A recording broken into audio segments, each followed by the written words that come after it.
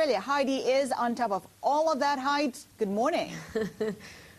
Well, the rebound lost a little bit of its bounce in the last few minutes of show, but the weaker dollar's boosting commodity prices, and as a result, to some extent, the commodity producers. But the gains in the resources sector are certainly being countered by losses in the financials after a ratings downgrade. The commodities, as I said, are rebounding, albeit a small one. BHP Billiton has actually turned negative in the past 5 minutes or so. We are seeing the other commodities heading higher, though, mostly in positive territory. Rio Tinto up about 2%. The benchmark index, though, is lower by about 1/3%.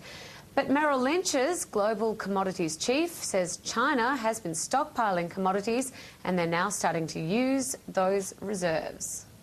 We expect commodity prices to come off over the next, probably in the short run, next 2 or 3 months. I think probably oil, some of the metals markets will start to suffer because of the large inventory accumulation. The banks are among the worst performers on the index today after Moody's cut its rating on the Australian banks to negative.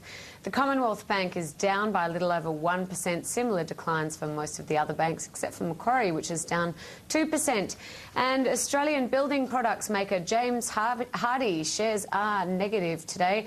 It's planning to move its headquarters from the Netherlands to Ireland and take advantage of tax arrangements there. James Hardie recorded a 57% drop in earnings last quarter after a slump in the US housing market slashed profits. And of course, as Linda, James Hardie here in Australia, of course it was originally an Australian company, still faces asbestos compensation claims here as well. So a lot of trouble for James Hardie at the moment. Back to you. All right, thanks so much for that, Heidi.